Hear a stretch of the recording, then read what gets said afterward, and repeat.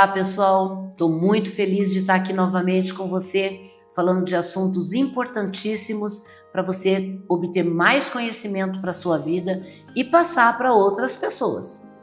Então, o programa Maturidade é para isso. Não esqueça, Maturidade na Rede TV Paraná, nas sextas-feiras ao 12:30 e aos domingos às 11 horas. Hoje eu trouxe novamente aqui, lembra da doutora Vanessa, que é geriatra? Pois é ela mesmo que eu trouxe. Tudo bem, doutora? Tudo bem. É um prazer enorme voltar aqui, estar junto com vocês, estar à disposição, trocando ideias, adquirindo conhecimento. E é uma coisa que você fala sobre a tua profissão, que é sempre muito engrandecedor e enriquecedor.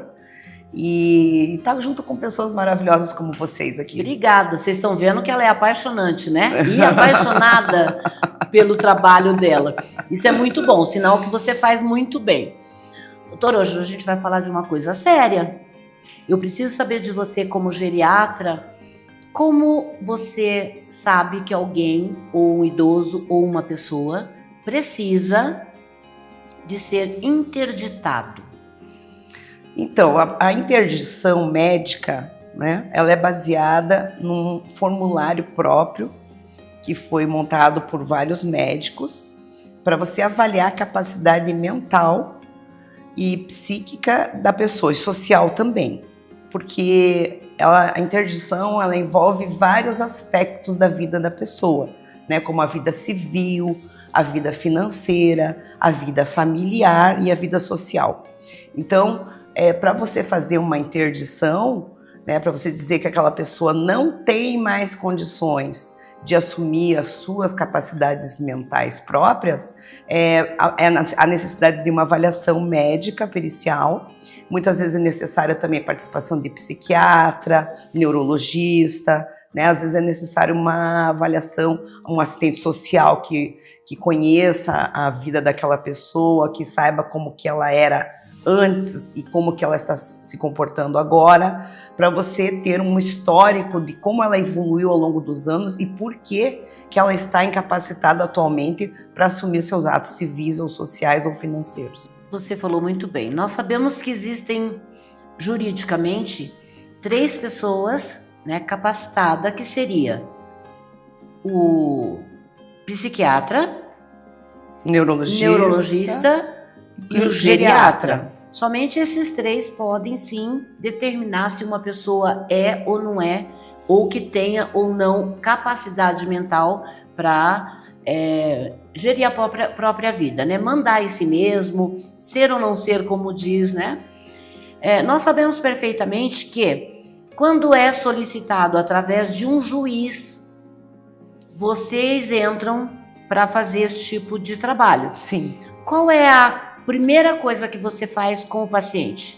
Então, existe várias etapas do processo, né? Normalmente, a família entra com o pedido da interdição no Ministério Público. Sim. Tá? Que é o órgão que fiscaliza esse tipo de trabalho.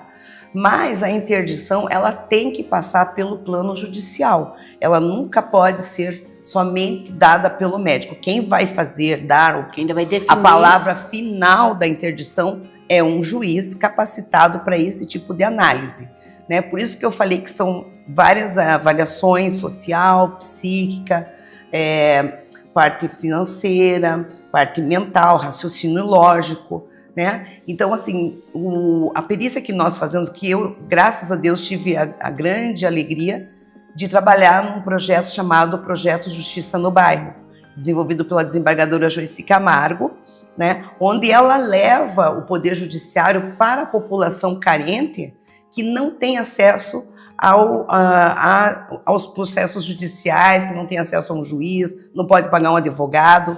Então, esse trabalho maravilhoso feito com pessoas carentes. Nós trabalhamos em vários locais em Curitiba, como na PAI, por exemplo, né, nas crianças com deficiência física. Trabalhamos no Hospital Pequeno Cotolengo. Então, não é somente o paciente idoso que é interditado, né? São todas aquelas pessoas que não têm condições de suas faculdades mentais para assumir a sua vida civil e financeira e social. Você já até respondeu a minha próxima pergunta que eu ia te fazer. Não é só o idoso que é interditado. Não. Aliás, o idoso não. O idoso que não tem capacidade de gerir a própria vida, de mandar em si mesmo, né? Sim. Existe aquele familiar assim, tenho 3 filhos, né? Um dos 3 diz que não aceita. Como é que fica? Como é que é essa... Então, normalmente, quando há vários filhos, o juiz pede para que todos entrem em concordância. Aí, se tiver um que não aceita e ele for minoria e o juiz entender que aquela pessoa realmente precisa ser interditada, ele vai interditar, né? Só que, infelizmente, daí vai correr um problema familiar, porque tem que ter uma pessoa acima de 18 anos capacitada para assumir todas as informações e todas as responsabilidades da pessoa que foi interditada. Sim. Então, essa escolha é uma escolha muito difícil, né? Porque muitas vezes as pessoas às vezes não têm filhos, né? Eu atendi um caso muito particular que foi uma moça, 2 mocinhas que moravam com a mãe. E a mãe faleceu, ela tinha câncer, faleceu. A menor tinha 13 anos e tinha retardo mental, né? E a maiorzinha ainda tinha 17 anos. Então ela não podia ser responsável pela irmã, apesar que ela ficou cuidando da irmã. E daí o que aconteceu? Como ela não conseguiu ser a responsável pela irmãzinha dela, ela não pôde receber o auxílio do INSS, porque o INSS exige que o menor que tem alguma deficiência mental tenha um tutor. E ela não podia ser a tutora. Então ela não pôde ter condições de receber esse auxílio. Ela ficou vivendo 1 ano com o auxílio da igreja que eles frequentavam, dos vizinhos, enfim, que não tinham parentes. Até ela completar os 18 anos, foi quando eu fui na residência dela e fiz daí a interdição da menor, da de 13 anos, e que ela ficou daí como tutora responsável. Então, mas com a idade de maior. Idade de maior, quando ela já tinha 18 anos. Então existe um lado social muito importante, porque a pessoa, ela realmente precisa ter uma pessoa de confiança que vai responder por ela, porque ela perde toda a sua capacidade de intervir, de agir, ela perde a capacidade de votar, ela não tem mais condições de gerir sua vida financeira, de ir ao banco, digitar senha, gerir seus negócios, gerir sua casa particular, ela não pode fazer mais nada. Então, essa pessoa que vai ficar responsável, que vai assumir tudo isso. Então, tem que ser uma pessoa de confiança da família, ou de preferência da família, né? Porque a responsabilidade é muito grande. Mas o juiz pode colocar 2 pessoas, 2 filhos? Não, normalmente é só uma pessoa que fica responsável. Tem alguns casos que eu atendi algumas senhorinhas que elas estavam ainda com suas faculdades mentais razoáveis, elas tinham vida social, elas visitavam as amigas, iam em bailes e tal. Só que daí uma delas resolveu arrumar um namorado. E esse namorado começou a pegar o dinheiro da paciente, começou a pegar o dinheiro dela e gastar e comprar várias coisas para ele com o consentimento dela. Porque havia um lado emotivo no meio da relação entre os dois. Aí os filhos se reuniram e quiseram fazer a interdição dela, pelo fato de que ela estava gastando mais do que ela podia. Sim. Fez empréstimos, enfim. Então também tem esse lado, né? Aí então você pode fazer uma interdição só da parte financeira da pessoa. Quer dizer, ela está correndo risco. Sim, ela não tem mais a noção do dinheiro, ela perdeu essa noção. Então você faz uma interdição financeira, mas deixa ela ainda gerindo sua vida civil.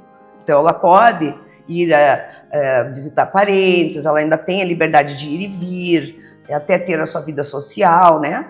Só que, infelizmente, muitas vezes as pessoas se aproveitam dessa fragilidade dessas pessoas que são interditadas para fazer negócios ilícitos. Eu tive um caso de uma paciente que ela começou a frequentar uma igreja e ela já estava com início de demência.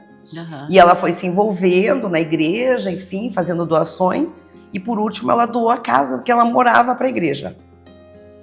E deu um trabalho enorme para o filho, para ele fazer a interdição dela e daí reverter a doação da casa que ela tinha feito, porque ela ainda não estava interditada. Então, por isso que é importante esse ato, porque a pessoa pode tomar atitudes que vão prejudicá-la, Sim. né? Principalmente por pessoas que não são da família, ou até mesmo da família. Até mesmo da né? família. Que é muito comum, né, É Lúcia? bem responsável mesmo essa situação, porque a gente sabe hoje, em casa de repouso, que para entrar um morador numa casa de repouso que tem demência, a primeira coisa que o proprietário tem que pedir é um laudo médico, né? Chegando esse laudo médico para nós, digo nós porque eu tenho uma casa de repouso, né? Então, chegando o laudo médico para nós, esse laudo está lá especificado dentro da lei, conforme é solicitado, de que essa pessoa não tem condição de gerir a própria vida. Então, a obrigação do proprietário da casa de repouso é solicitar que o familiar procure um advogado e faça esses trâmites todos para que ele possa inserir a casa de repouso. Também tem isso. Então, é uma lei isso, né? É uma forma de você estar ajudando, estar cuidando do seu familiar, sabendo que ele está sendo bem cuidado numa casa de repouso e que tem alguém que é responsável por ele. Daí eu tenho que fazer uma pergunta. Nesse caso, a casa de repouso fica responsável pelo morador ou o parente mesmo? Familiar que o juiz determina. Tanto é que essa parte não tem uma quantidade de tempo, mas o juiz, sabendo que essa pessoa precisa ir para uma casa de repouso, tem que ser mais agilizado, eu acho, tem que ser mais ágil, né?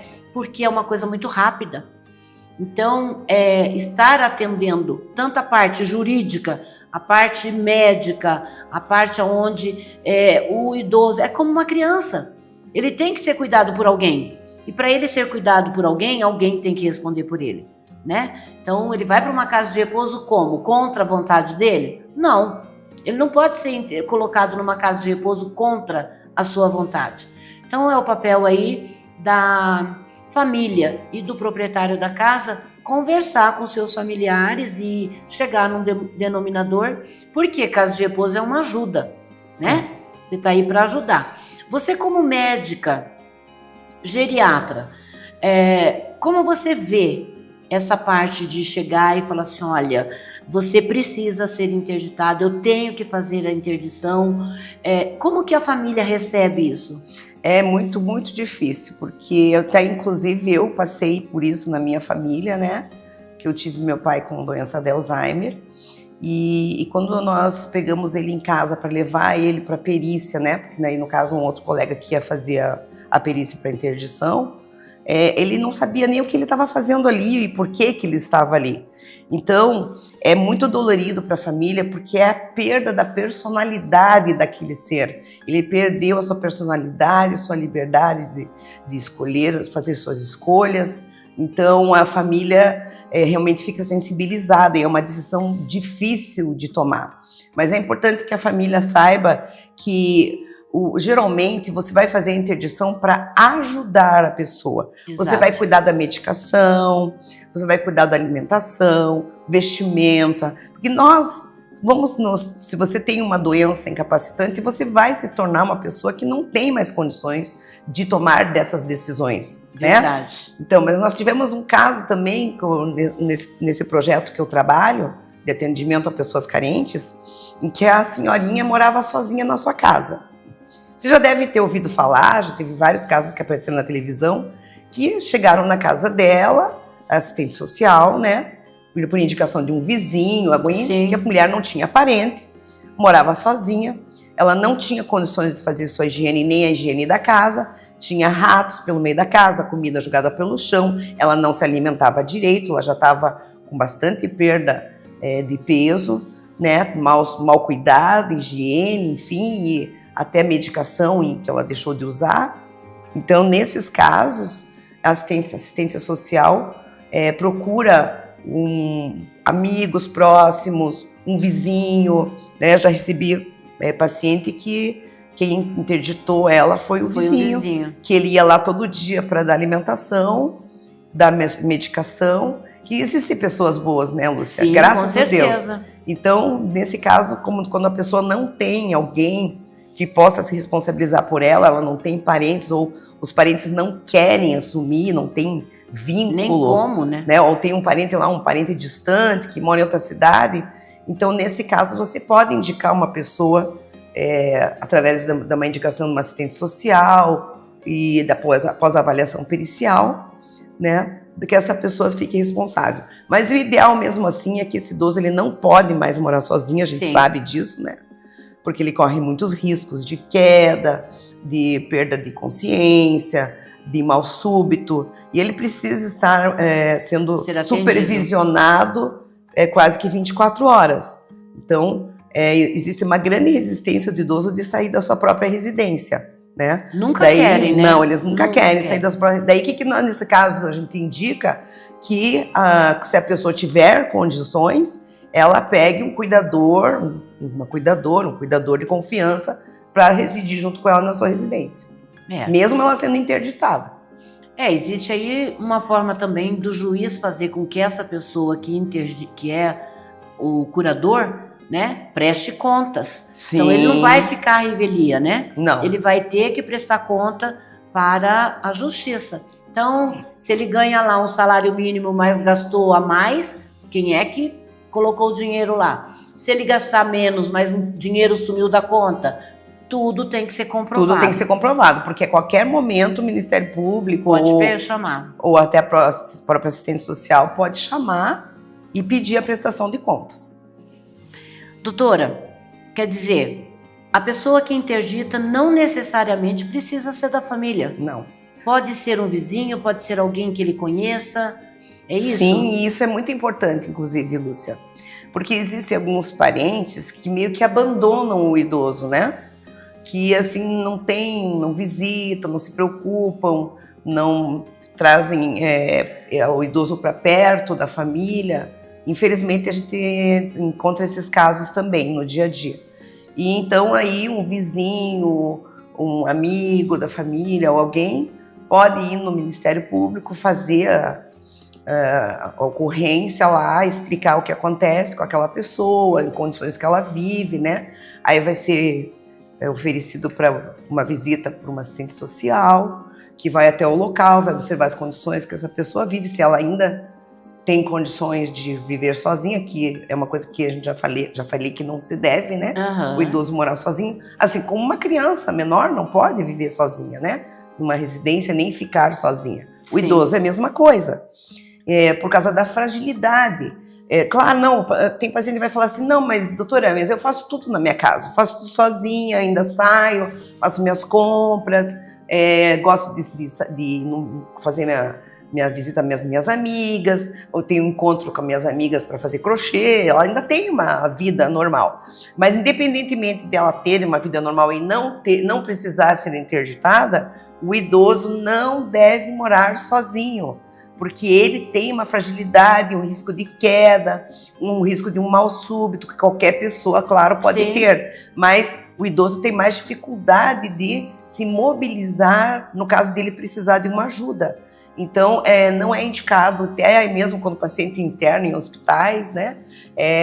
Está no Estatuto do Idoso que ele deve ter sempre um acompanhante como uma criança até os seus 16, Exatamente. 17 anos.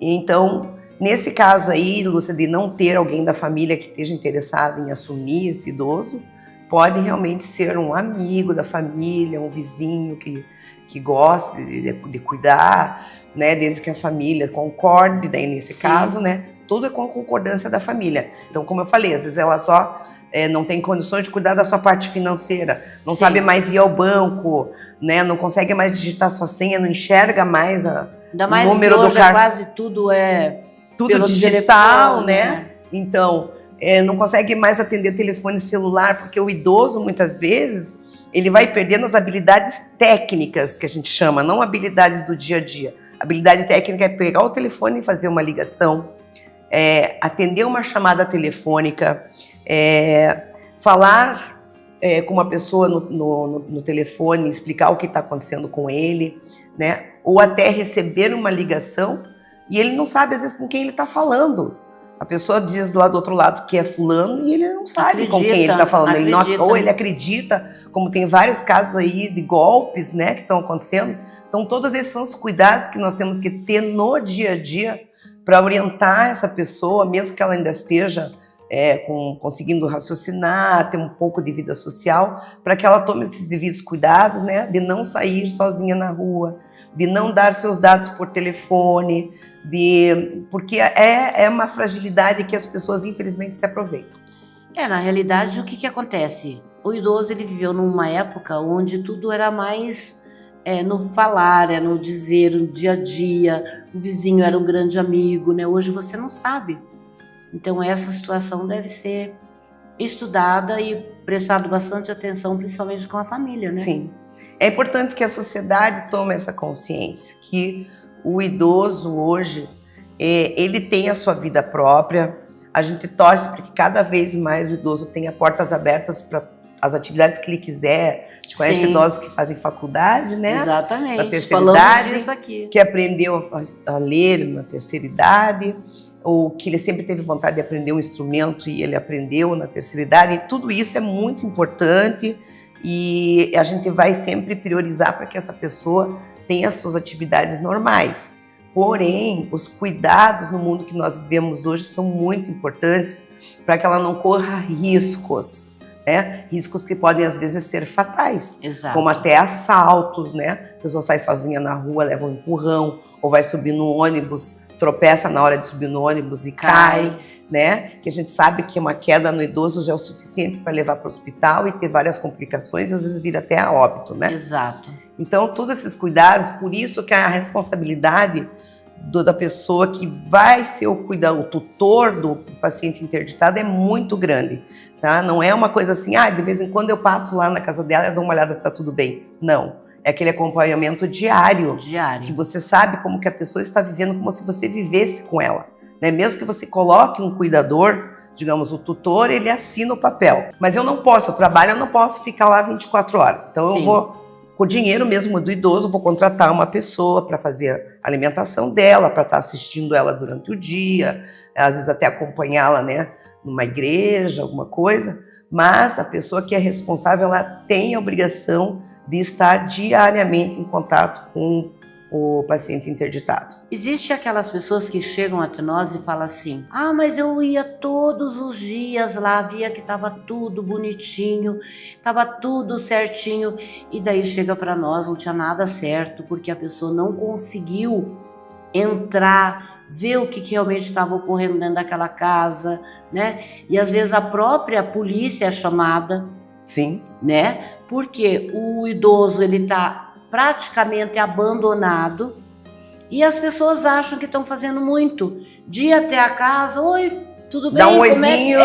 Tudo bem aí? Tá, tudo bem, então vou embora para minha casa. Né? E não é bem por aí, né? A gente sabe que dentro de quatro paredes a situação é outra e a gente precisa sim avisar as autoridades. Sim.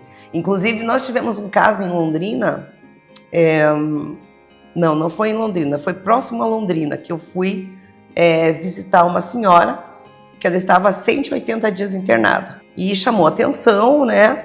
Porque eu sou médica, eu trabalhava na empresa que era do plano de saúde dela, e eles pediram para que eu fosse até lá visitá-la. Então, eu quero enfatizar aqui, nisso que eu vou contar para vocês, que nem sempre o parente é a pessoa mais indicada para ser o tutor. Porque nesse caso dessa senhora, ela só tinha uma sobrinha que morava distante da cidade dela e só simplesmente se responsabilizou pela parente, ficou como tutora dela, colocou ela dentro do hospital e lá deixou e nunca ia visitar. Eles tentaram entrar em contato com ela diversas vezes, ela não respondia, não se interessava, ou às vezes ela respondia... abandono de incapaz, né? Exatamente. Dizia que iria visitar, que ia ver que ia um lugar para colocar, porque ela, inclusive, ela tinha sua própria casa, mas ela não tinha condições de morar sozinha, ela era acamada, e a vizinha ficou daí responsável de cuidar dela, e a parente ficou responsável de cuidar da paciente e nunca apareceu nem para visitar. Isso é crime. Exatamente. Né? É crime. Então, assim, a interdição não necessariamente vai ser feita por alguém da família.